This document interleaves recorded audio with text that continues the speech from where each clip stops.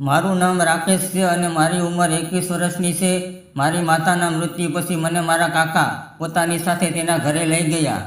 મારા કાકાની ઉંમર 35 વર્ષની હતી અને મારી કાકીની ઉંમર 32 વર્ષની હતી. તેને એક છોકરો હતો જે બહાર હોસ્ટેલમાં રહીને ભણતો હતો અને હું કોલેજ કરી રહ્યો હતો. મારી માતાના મૃત્યુ પછી મારા કાકી મને ખૂબ જ સાચવવાની કોશિશ કરી રહ્યા હતા, કારણ કે હું મારા દુઃખોને ભૂલી શકું. મારા કાકીનું જીવન પણ એકલતાથી ભરેલું હતું, કારણ કે કાકા પણ હંમેશા પોતાના કામમાં ઘરેથી દૂર વ્યસ્ત રહેતા હતા. મારા આવવાથી તેને પણ સારું લાગ્યું. તે હંમેશા મને ભણવામાં મદદ કરતી અને મારા ખાવા પીવાનો ખ્યાલ રાખતી. ધીમે ધીમે તેણે મને પોતાની જિંદગીનો એક ભાગ બનાવી લીધો. હું મારા કાકીને મારી દરેક વાત જણાવતો હતો. મારા કોલેજમાં આવતી મુશ્કેલીઓ અને દોસ્તો સાથે કરેલી મહેફિલો.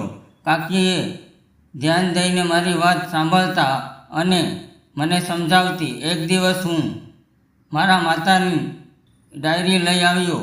મેં કાકીને કહ્યું, કાકી, આની અંદર માએ તેના બધા સપના લખેલા છે. હું વિચારું છું કે હું તેના સપનાને પૂરા કરું, પણ હું હવે કમજોરી મહેસૂસ કરી રહ્યો છું. કાકી એ મારા ખંભા ઉપર હાથ મૂક્યો અને મને કહેવા લાગી કે તું બિલકુલ ડરતો નહીં. હું તારી સાથે છું અને હંમેશા રહીશ. તારે જે મદદ જોઈએ તે મને કહેજે. હું તારી મદદ કરવાની પૂરી કોશિશ કરીશ. ધીમે ધીમે કાકી સાથે મારો એક અલગ જ લગાવ થઈ ગયો. મને કાકીની વાતો અને તેની હસી ખૂબ જ સારી લાગતી હતી. તેની સાથે વાત કરીને હું ખૂબ જ ખુશ થઈ જતો. કાકી મારી સાથે મજાક કરીને ખૂબ જ હસતી અને એક વખત અચાનક કાકીએ મને પૂછ્યું, શું તે કોઈ છોકરીને બકી કરી છે?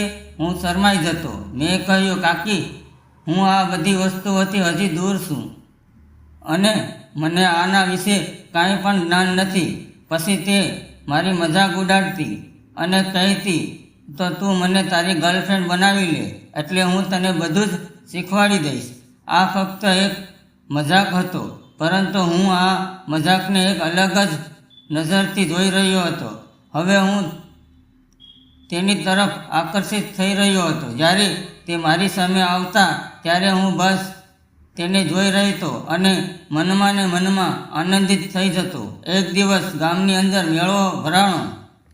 હું અને કાકી સાથે મેળામાં ગયા. અમે બંનેએ ખૂબ જ મસ્તી કરી, સગડોળમાં બેઠા અને પાણીપુરી ખાધી. જ્યારે અમે મોટા ઝૂલામાં બેઠા ત્યારે કાકીએ મને દબાવીને પકડી લીધો. તેને ઝૂલામાં ખૂબ જ ડર લાગતો હતો. થોડી વાર પછી અચાનક મોસમ ખરાબ થઈ ગયો અને ખૂબ જ વરસાદ શરૂ થઈ ગયો અને અમે બંને એક ઝાડ નીચે ઊભા રહી ગયા. પણ વરસાદ એટલો બધો હતો કે અમારા બંનેના કપડાં પલળી ગયા. વરસાદની લીધે કપડાં પોતાના શરીર સાથે ચોંટી ગયા. મારી નજર કાકીના પગ પાસે પડીને તેની મારી સામે જોયું અને પોતાના હાથથી તે છુપાવવા લાગ્યા, પરંતુ તે છુપાવી નહોતી શકતી. તેણે મને કહ્યું, મને આ રીતે ન જોવો, મને ખૂબ જ શરમ આવે છે. મેં તરત જ મારી નજરને બીજી તરફ ફેરવી લીધી, પરંતુ તેની કહેવાનો અંદાજ ખૂબ જ સારો હતો અને આ વાત ઉપર તે મને ખીજાઈ પણ શકતી હતી. મારી નજરમાં એ અલગ જ ચમક હતી. હું થોડી વાર પછી ત્યાં નજર ફેરવી લેતો હતો. કાકીએ મને રંગે હાથે પકડી લીધી અને હસતા હસતા કહ્યું, આ રીતે શું જોવો છો? મને થોડોક ડર લાગ્યો. મેં ધીમેથી કહ્યું, કાંઈ નહીં. અમે બંને થોડી વાર પછી ઘરે ગયા. મિત્રો, હું આખી રાત સૂઈ ન શક્યો. વારંવાર મને વરસાદનું દ્રશ્ય નજર સામે આવતું હતું. હું હવે તેનો દીવાનો થઈ ગયો હતો અને હું તેની સાથે આનંદ કરવાનો મોકો ગોતી રહ્યો હતો. બીજે દિવસે કાકા શહેર ગયા હતા. મેં કાકીને કહ્યું, કાકી, હું તમને એક વાત કરવા માંગુ છું. કાકીએ મારી તરફ ધ્યાનથી જોયું અને કહ્યું, શું કહેવા માંગે છો? મેં ધીમેથી કાકીને કહ્યું, કાકી, તમારા વગર મારી જિંદગી અધૂરી છે. હું તમને કાકીને પણ વધારે માનું છું. મારી વાત સાંભળી અને કાકી હેરાન થઈ ગયા. તેણે એક ઊંડો શ્વાસ લીધો અને કહ્યું, હું સમજું છું કે તારા દિલમાં શું ચાલી રહ્યું છે. આ સંબંધ આપણે બંને ભાવનાઓથી મોટો છે અને સમાજમાં આનો ક્યારેય સ્વીકાર કરવામાં નહીં આવે, પરંતુ મને પણ તું ગમે છે. હવે કાકીએ મારો સંબંધ સ્વીકારી લીધો અને તેણે કહ્યું કે આ વાતની ખબર કોઈને પણ ક્યારેય પણ પડવી ન જોઈએ. મિત્રો, હું ખૂબ જ ખુશ થઈ ગયો. મેં કાકીને વિનંતી કરી કે હું તમારી સાથે ફક્ત એક વખત આનંદ કરવા માંગુ છું. ત્યારે કાકીએ હસતા હસતા કહ્યું, જો મોકો મળશે તો હું તને જરૂર કહીશ. એક દિવસ બપોરનો સમય હતો અને અમે બંને એ મોકો પણ મળી ગયો. જ્યારે કાકી સ્નાન કરવા માટે ગયા હતા અને હું દરવાજા પાછળ છુપાયેલો હતો. જેવા કાકી અંદર આવ્યા એટલે મેં તરત જ દરવાજો બંધ કરી દીધો અને કહ્યું કે કાકી, આનાથી વધારે સારો મોકો હવે ફરી ક્યારેય નહીં મળે. મહેરબાની કરીને તમે મને આજે શીખવાડી દો. અને જ્યારે કાકીએ હા પાડી એટલે તરત જ નળમાંથી પાણી બહાર આવી ગયું. આ જોઈને કાકી જોર જોરથી હસવા લાગ્યા અને કહેવા લાગ્યા, હું સમજી ગઈ કે તમે ક્યારેય કામ નથી કર્યું, એટલા માટે તો જલ્દી હાર માની ગયા. મારા વહાલા દીકરા, બેટિંગ કરવા માટે મેદાન ઉપર ઊભું રહેવું પડે છે અને દરેક બોલ ઉપર બેટને હકારવું પડે છે.